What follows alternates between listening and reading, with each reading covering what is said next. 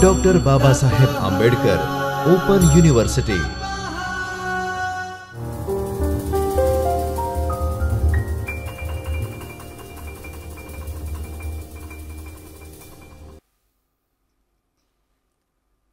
Welcome back, dear students, dear friends, all those who are doing this course of Masters of English Language and Literature from Dr. Babasaheb Ambedkar Open University. Welcome back to this Chaitanya studio of Dr. Babasaheb Ambedkar Open University. Myself, Professor Dilip Barad from Maharaja Krishna Kumar Singh Ji, BAOUGujarat University. This is the second part of our video on Dryden's dramatic poesy. This is part 2. And in this second part, we are going to deal with the definition of play. Definition of a play. In the first part, we had an introduction to the entire play. We have summarized entire play in part 1. In the second part, we are going to deal with the definition of the play as being devised by Dryden. So let us see here. Let me little bit zoom in into this. Okay.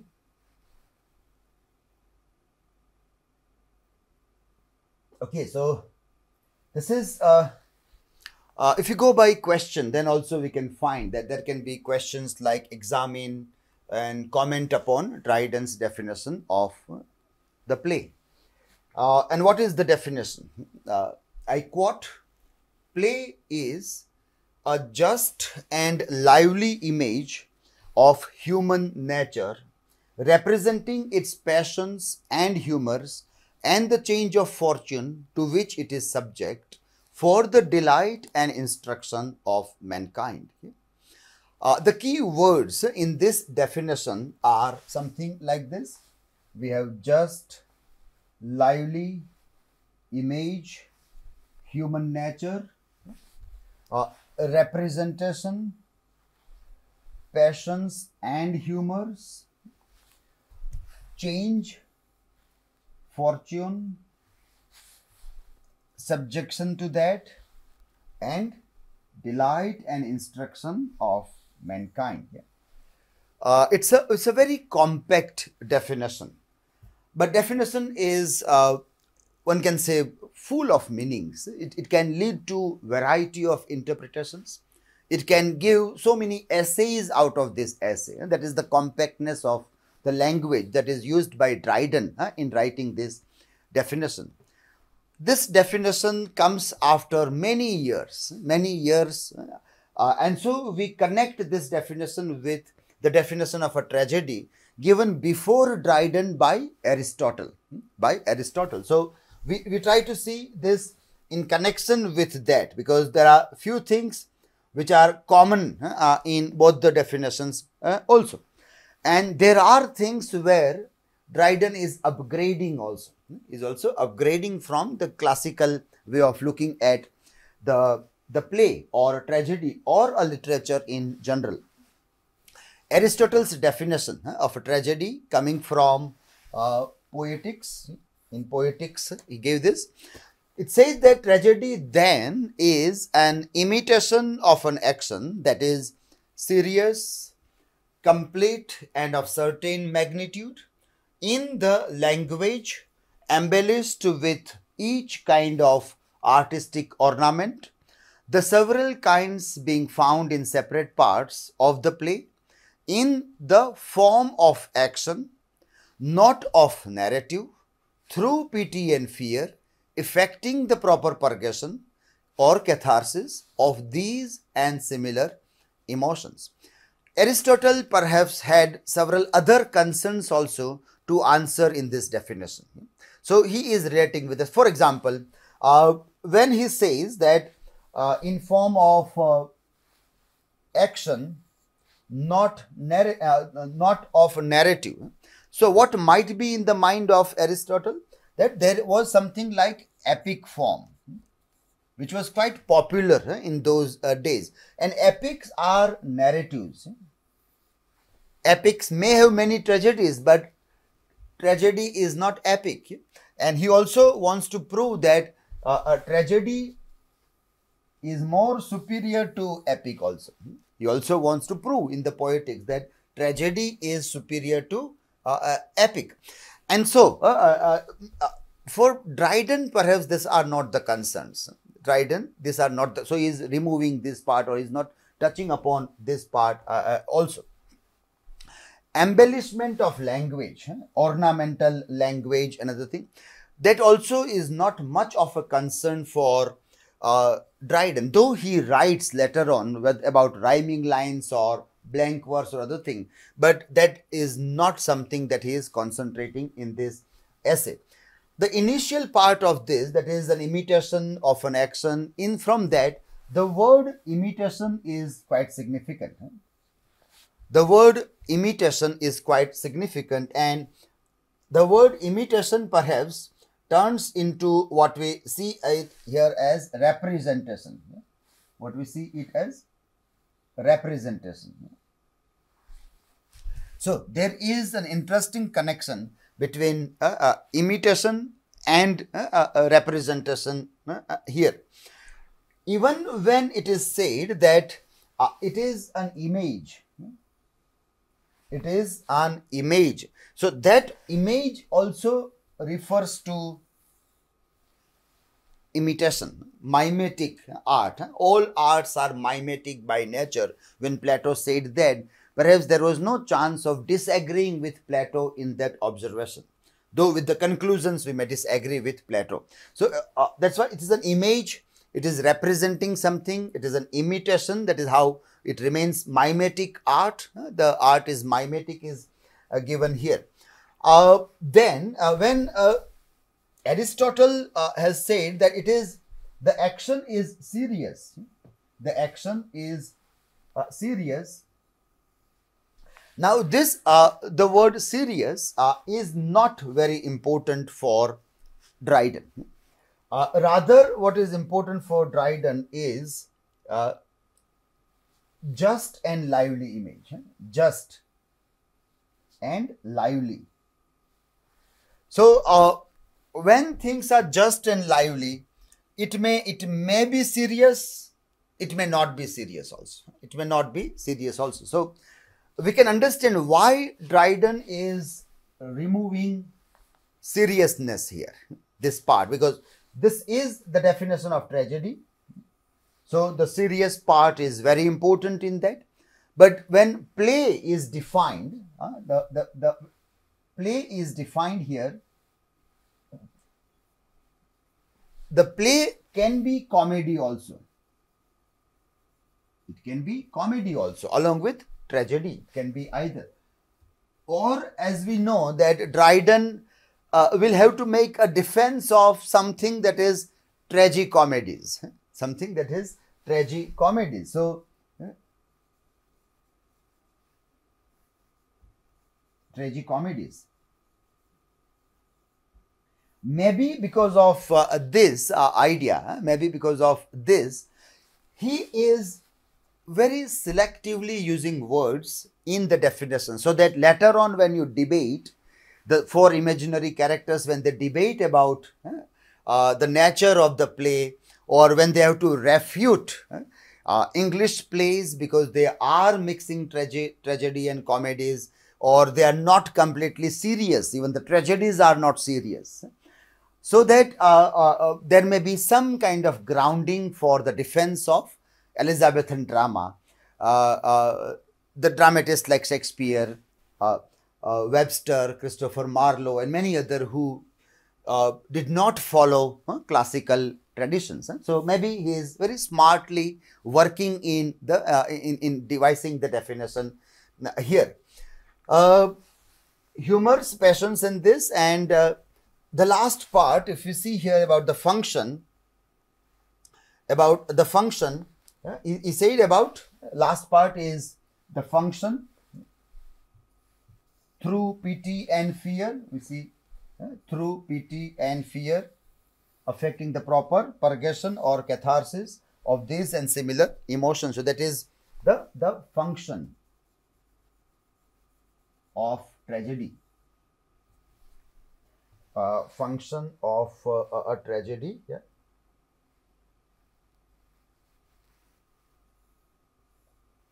Okay.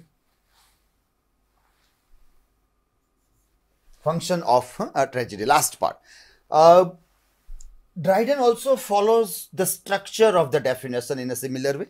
The structure of writing, the definition is followed by Dryden also, and in the last part from here, he also gives the definition, the function. In this part, Dryden also, like he is also following or mimicking Aristotle when he's writing this. So he gives the nature first. Here it is the nature, and then here it is the function.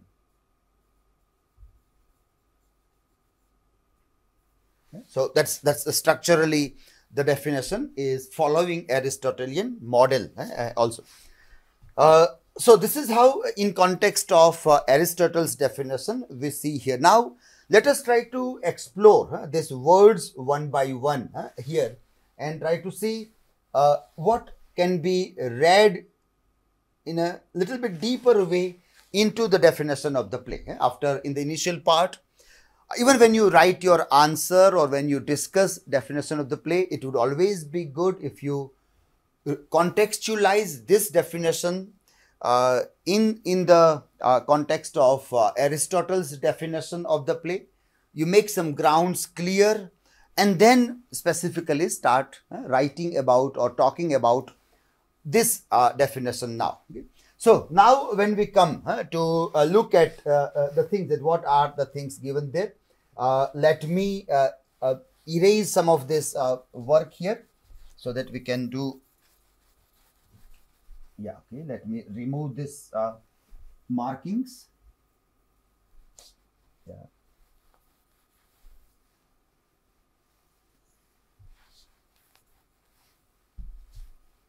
Okay, now and let us try to work on this. So as we have said earlier that the key words in this definition is first of all just and lively. The very first sentence, if we see, just a lively image of human nature. So when we sit down to write or explain or make our comments on this, we may find observations in the subsequent material also. You will find this. The observations given by, say for example, David Deutsch,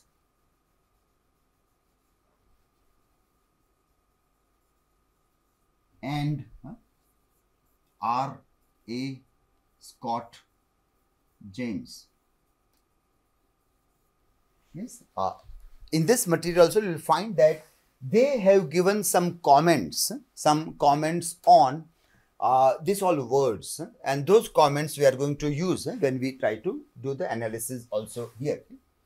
So just and lively image. So what do we mean by just, the word?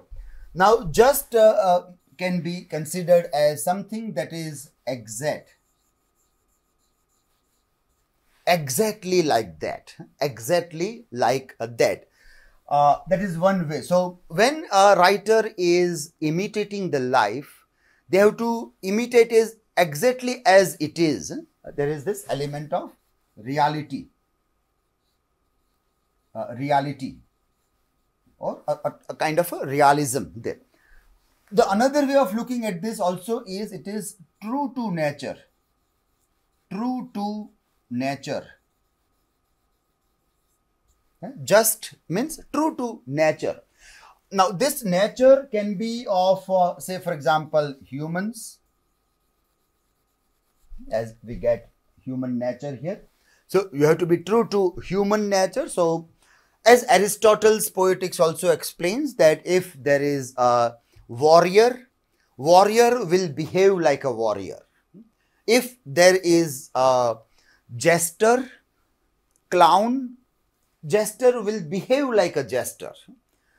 If there is somebody who is a soldier, will behave like a soldier. servant shall behave like a servant. So that is that justness, or that is true to the human nature, that is given there. We also can put here, in the same context, we can also put situations.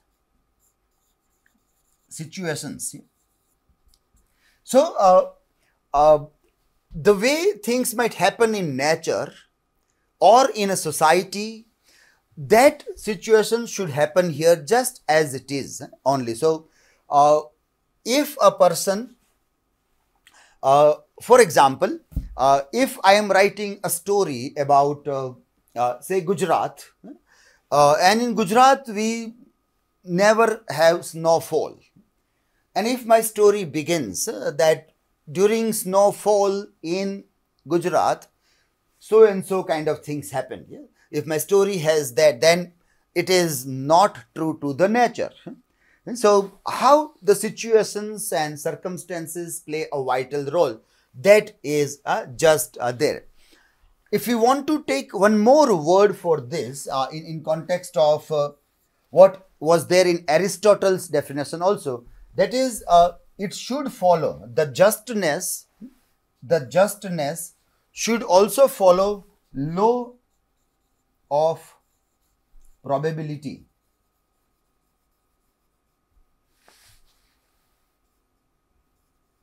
Law of probability. Yeah?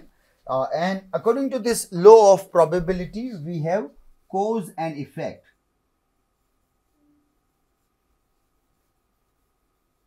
Cause and effect. Yeah?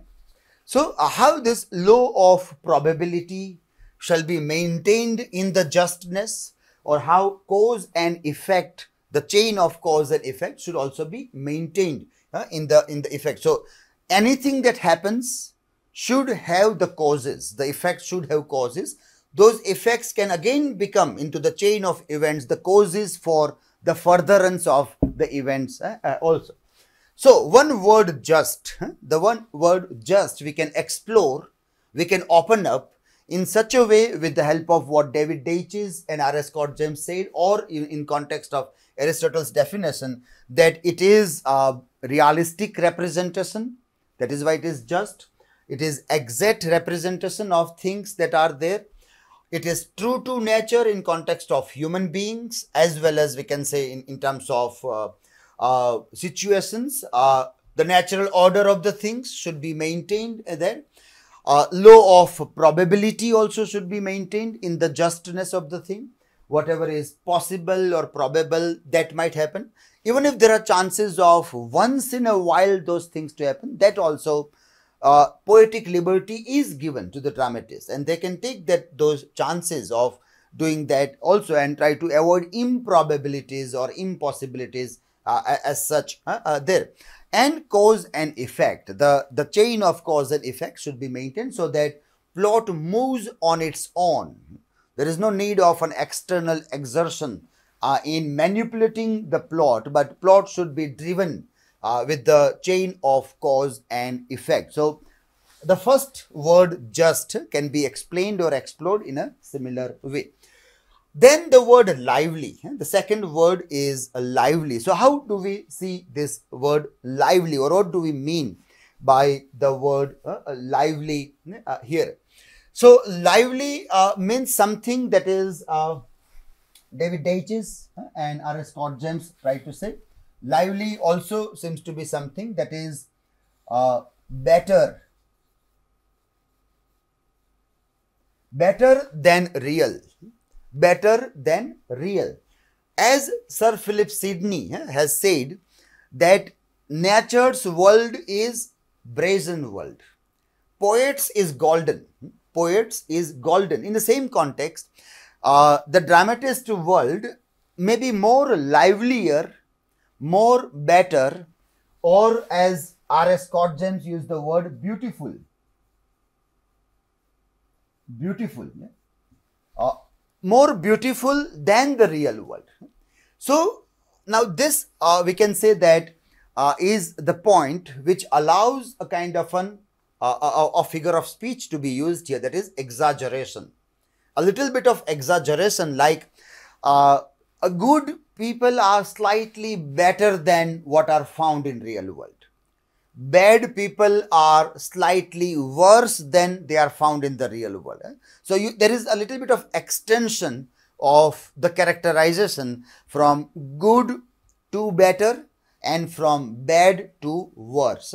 That can be the meaning, that can be infused into the meaning of liveliness also. Another thing, we can again go back to Aristotle's definition to find the meaning of the word lively. And here we find that there is the reference to man in action, an action, imitation of what the action is imitated. So this liveliness is connected with man in action. So according to Aristotle's definition, the passive man is not imitated in tragedy. Tragedy is a story of an individual hero who is going to have hubris or a tragic flow or hamartia, and out of that hamartia he is going to do something wrong. That something wrong, that behavioral pattern necessarily shall emerge from the kind of a greatness that he has acquired out of his own nature.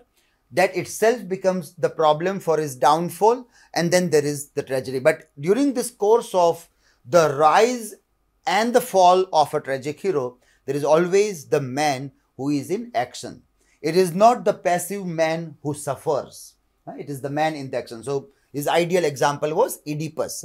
And Oedipus, though the story of Oedipus was predestined, destiny has written his fate in terrible manner that he would marry his mother and kill his father. That happens. But in Sophocles' Oedipus, in the play, not in the myth, in the play, what happens is that it is the Oedipus who is man in action. Right from the first scene to the last scene, he is the one who is digging his grave slowly and steadily. So man in action, that is another part of liveliness, also. So we see the word lively in terms of something better than the real, beautiful than the real, something that is little bit exaggerated in either of the way, little bit within the law of probability, you make something that is good as better or bad as worse. So the conflict, the basic conflict of literature between good and evil can be enlivened in a better way. It can be enlivened in a better way in the story or in the stage performances. So that is how, and the liveliness is the man who is lively and doing the action that we can see there. So just and lively, image of human nature. So whatever are the possibilities of human nature within justness and liveliness of the things, they are presented here. And as we have seen here, it is imitation of the things. It is imitation. And so we have connected the word imitation with the image idea. The image is the imitation as such. Okay, okay, fine. So image is the, so image is a copy of something. For Plato, it might be a servile copy, copy which is not as creative as original. It is duplication of something. It is twice, thrice removed from the reality, it may be. But for Dryden, as with Aristotle also, it is not away from reality. It is still just and lively copy of the human nature. It is still just and lively copy of the human nature. Then in the another part, another line of this essay speaks about representing its passions and humors and the change of fortune to which it is subject. In this line, we find the important words like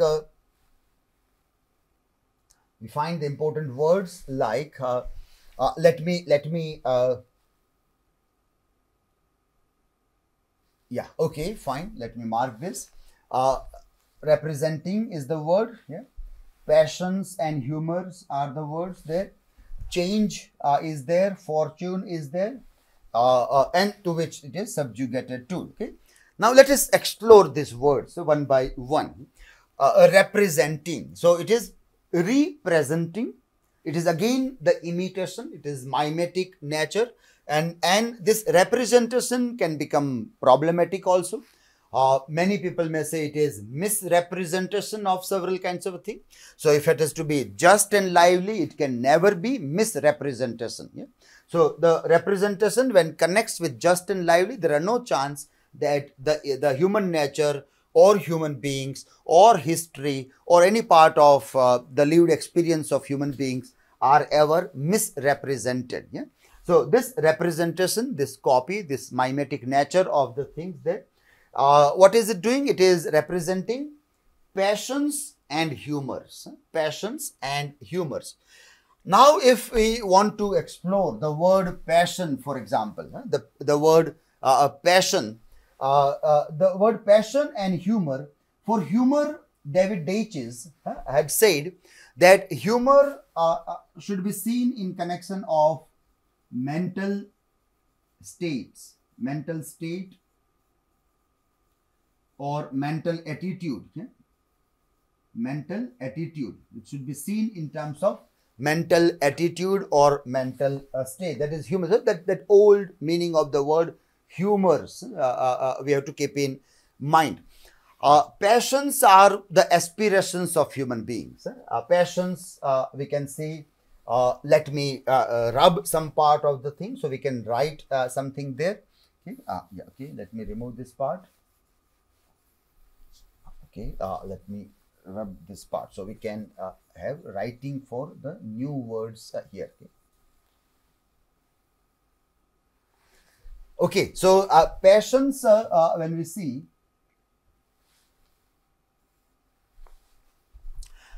ambitions, or let us say aspirations,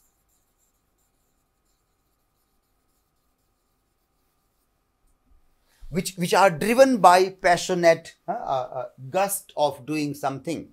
Macbeth is passionate about being a king. Yeah? His ambition is driving the aspiration of the people, or any kinds of hubris which people are driven by. And this hubris, Aristotelian term we try to refer here. Yeah? Hubris or tragic flow or hamartia. Yeah?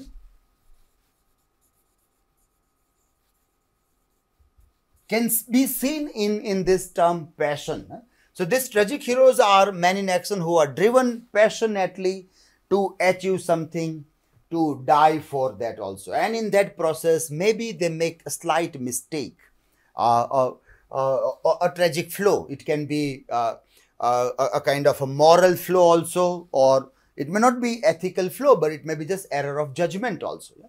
But it is the passion that has driven the character towards that error of judgment also. That way, if we try to read, then we can connect it with even the Aristotelian definition and see the meaning of passions as such. And humors are mental states of the characters from where the things are driven there. So it represents this human natures,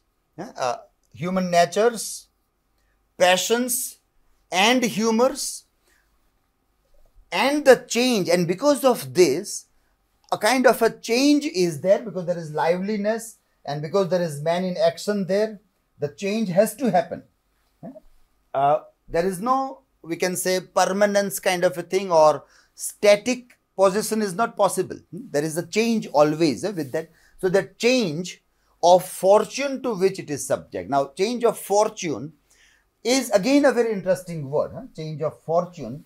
Now, if we go to the tragic definition, then it will always be the change in the tragedy will always be in form of a fall.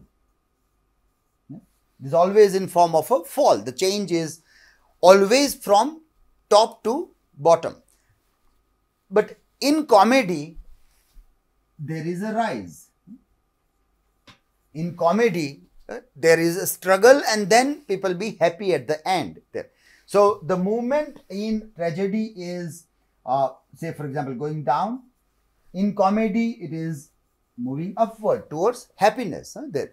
So instead of just telling fall or rise, Dryden quite smartly used the word change of fortune, to which they are subject to. So if these passions and humors, this ambitions and aspirations, and this tragic errors and the mental states of the characters, if they are working in a favorable way in a given situation, that is the human condition, then they may become happy from unhappiness. They may find their love, and love can culminate into marriages. Or if it is in a different way, they are already at some height, or they have achieved that height by something, and then there may be fall also. So this play is not only about tragedy or only about comedy. It is just a play. It can be both, or both can be mingled into one also. It can be tragedy also, comedy also, it can be tragicomedy also. So that's how this words change of fortune, to which it is subject to. So that is the second part of the definition. Okay. First part speaking about just and lively image of human nature. Second part speaks about representing its passions and humors, and the change of fortune to which it is subject to. And the third part, the final part of the definition, definition is in three parts. The third part of the definition is about the function of the play.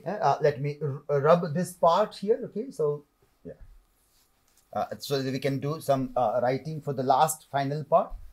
Well, just keep in mind when you explore this question, the definition of the play is in three parts, and the first part deals with just and lively image, and then the second part, this is part 1, you can say, of definition. Okay.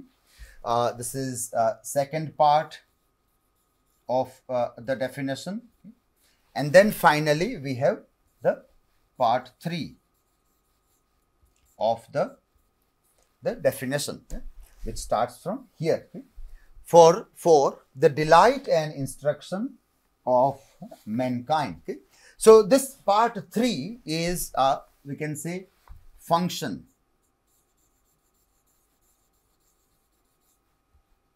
If this we are dealing with the nature of play, then the final part is dealing with the function of the play. Okay. So what should be the ideal function of the play? Again, if we go to this, then we have seen here in Aristotle's definition of the poetics that the function here was normally catharsis, yeah? Purgation, catharsis of this pity and fear. That was the function there. So coming here, what we find in this is something like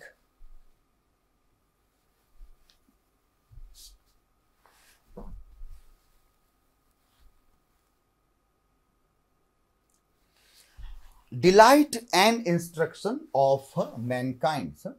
So, well, even in the sequence of the order, instruction is didacticism. Okay, didacticism. Yeah. Instruction, teaching, you can say, life lessons that we learn from that. Instruction is all about morality, ethics. So literature should make humans better. If we expect that, it is all part of instructions.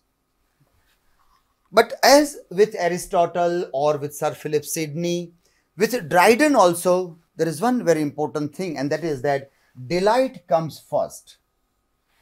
What comes first? Delight. So the prime function of literature as such is first and foremost to delight humankind, to delight mankind.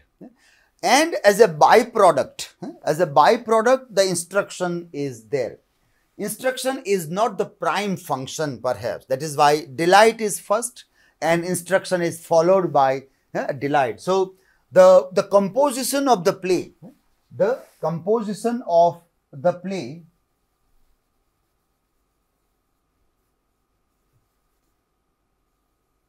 should be done in such a way that it always caters the need of this aesthetic delight. That is, and along with that, when the audience is flowing or the reader is flowing with the narrative or the dialogues of the plays, they may also get some life lessons which can be utilized. But because it is not possible to see that everybody gets similar kind of lessons, from this, and so learning lessons from literature is always highly personalized. We cannot say that literature is written to make humans better. With the help of this definition, we would say that it is not that instructions are at the center. Making humans better is the centrality of the thing. A moral man is not the burden of the poets. Philosophers may take that burden, but not the poets. Poets won't say that, well, we are here to make people better.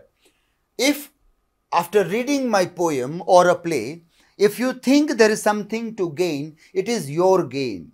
It is not my way of telling you that you will become better by this. And that is why if we expect this from the poets, that you should make people better, and if people do not become better and they become worse, we may also blame the poets. It was exactly on this ground that Plato blamed the poets and wanted to banish all the poets from his republic or his ideal utopian state.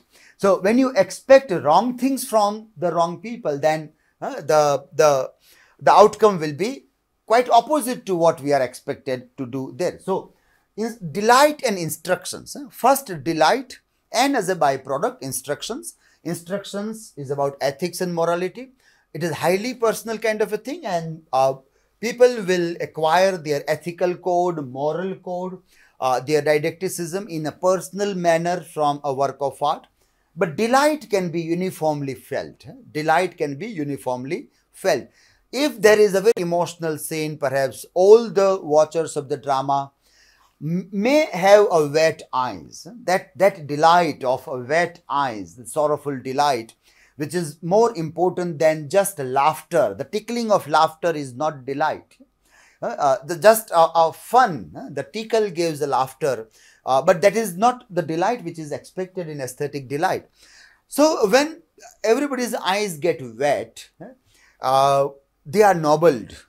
The crying humans have an experience of being more noble than the laughing human. So that way, it may perhaps lead towards better human beings. In that, but it is byproduct. Or everybody has some kinds of sensation in the body when they see the performance of the protagonist on the stage. Now that can be perhaps common. Those delights can be more common than the instructions in the work of art. So that is the definition of the play, a very important part on which they agree upon.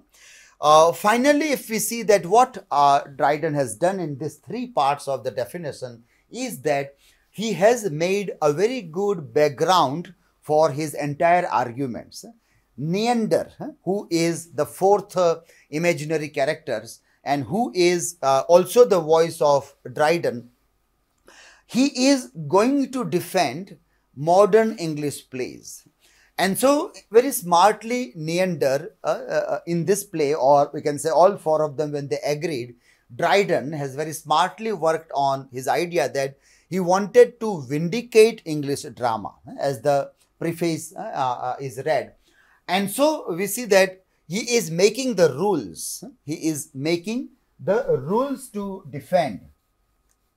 He is writing the rules. He is making the canon of literature, remaking the canon of literature. Aristotle's canon is incomplete in this context. Aristotle's canon will falsify the correctness of Elizabethan stage. With the help of this canon, he is not in a position to defend, to vindicate, or to make a legal case for the English drama, modern English drama. So, first and foremost, what is important, very smartly worked out by John Dryden, is that let me change the canon. Let me change the rules of the game. And then let people come and play. In whatever manner they will play, ultimately, the rules are made by me. I will be the victorious.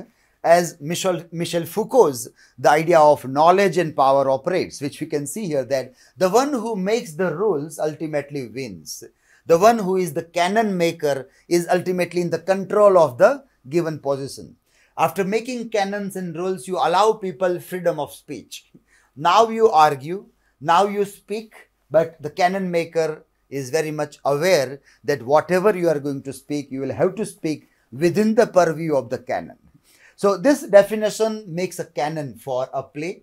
It makes a kind of a very interesting a rule for the play, and within that, when everybody will argue, ultimate victory will lie with Neander, who is the voice of Dryden, and will be very easy to make a defense of modern English drama. In the subsequent lectures, we are going to see that how he is using this definition for the defense of modern English drama. I hope you enjoyed this lecture, and thank you everybody for your patience listening. Thank you.